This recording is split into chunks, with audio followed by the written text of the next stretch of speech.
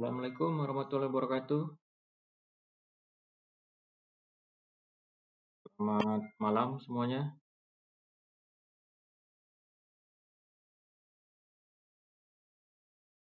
Baik, ini kita pertemuan ke-14 ya. Untuk PowerPoint-nya sudah bisa terbaca? Sudah ya? Oke.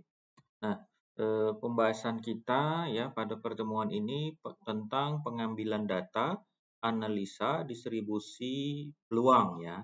Nah, jadi peluang itu merupakan istilah suatu kemungkinan ya, atau bisa kita katakan probabilitas. Itu seperti yang pada materi sebelumnya ya. Jadi probabilitas itu menunjukkan dari tingkat kemungkinan terjadinya kejadian yang kita nyatakan dalam bentuk angka ya. Nah, kemudian dari sisi konteks ya, anggapan kemungkinan kejadian dalam suatu percobaan ya itu mempunyai kesempatan yang sama untuk terjadi ya. Nah, jadi rumus peluang untuk dari si klasik itu adalah PE sama dengan M dibagi N. Nah, sedangkan PE itu peluang terjadinya kejadian E, sedangkan M banyaknya kejadian E, dan N banyaknya semua kemungkinan ya. Nah, misalkan contohnya dari kita melakukan suatu percobaan pelemparan dari sebuah dadu, misalnya kita lempar 1 kali ya.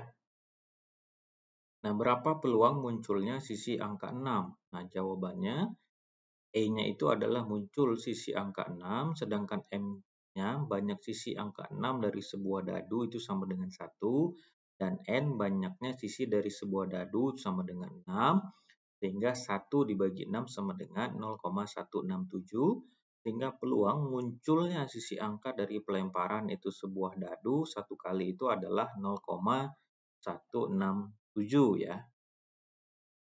Nah, dari percobaan yang tadi kita lakukan ya, itu merupakan langkah yang harus kita cermati dengan menghitung besarnya nilai N ya.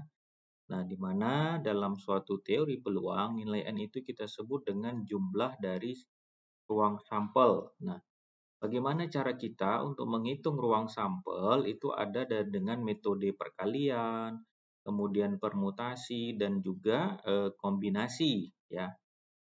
Nah, misalnya ini kita dengan metode perkalian ya. Nah, untuk percobaan dengan sejumlah kegiatan itu ya.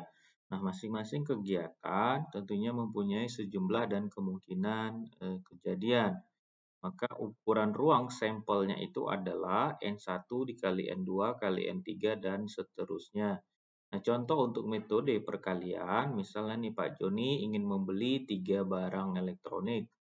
Nah, masing-masing televisi, radio, dan VCD player itu tersedia 4 merek televisi, kemudian 3 merek radio, dan 2 merek VCD. Nah, di mana berapa kemungkinan merek elektronik yang dibeli oleh Pak Joni ya. Nah, kemudian kita misalnya menyelesaikannya. Dalam kasus ini adalah kita dengan melihat K-nya itu sama dengan 3, N1-nya sama dengan 4, N2-nya sama dengan 3, dan N3-nya sama dengan 2, maka secara keseluruhan yang mungkin itu adalah dengan kita kalikan metode perkalian 4 kali 3 kali 2 sama dengan ada 24 cara ya. Kemudian kedua dengan metode permutasi. Nah, metode permutasi di sini metode perhitungan jumlah segala kemungkinan dari kejadian gabungan ya, di mana dalam permutasi itu letak susunan objeknya tentu akan memberikan arti yang berbeda ya. Dalam susunan misalnya AB itu tidak sama dengan BA. Nah, rumus permutasi NPR sama dengan N dibagi N dikurang R ya.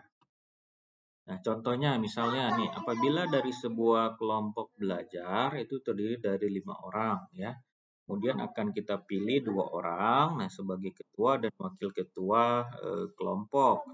Nah, dalam berapa cara ketua dan wakil ketua ya itu bisa kita susun ya. Kita susun penyelesaian karena dalam kasus ini AB-nya itu tidak sama dengan BA.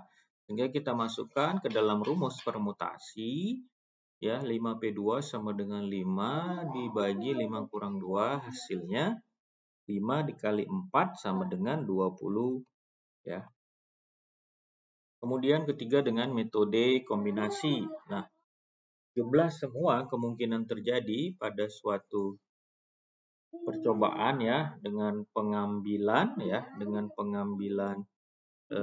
R objek dari N objek, di mana antar elemen itu tidak dibedakan, di mana AB sama dengan BA, di mana dari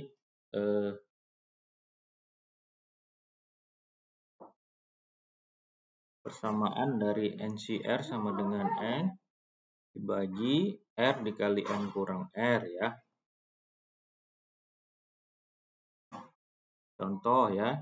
Nah, apabila dari 5 orang tersebut dapat kita pilih 2 orang sebagai utusan kelompok ya, maka dalam berapa cara wakil tersebut dapat kita susun ya. Misalnya, karena dalam kasus ini AB sama dengan BA, maka susunan dari 2 orang utusan yang kita bentuk dari 5 orang itu mengikuti rumus kombinasi, sehingga hasilnya 5C2 sama dengan 5 dibagi 2 kali 5 kurang 2 sama dengan 5 bagi 2 kali 3, hasilnya adalah 5 kali 4 dibagi 2 kali 1 sama dengan 10 ya.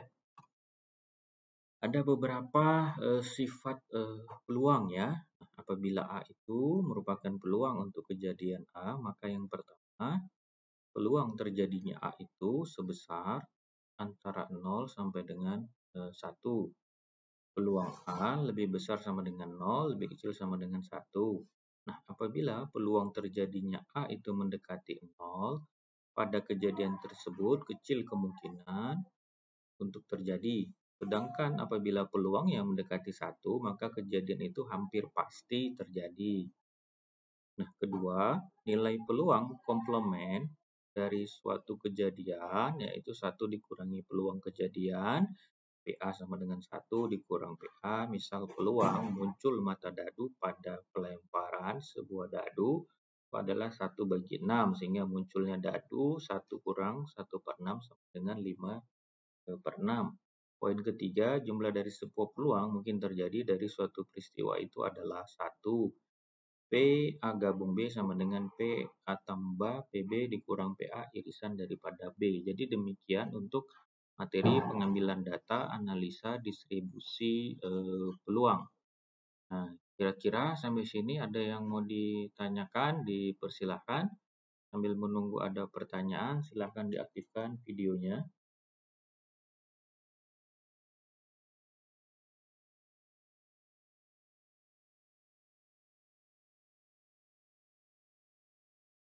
Freddy sudah diaktifkan, Ananda, oke ya.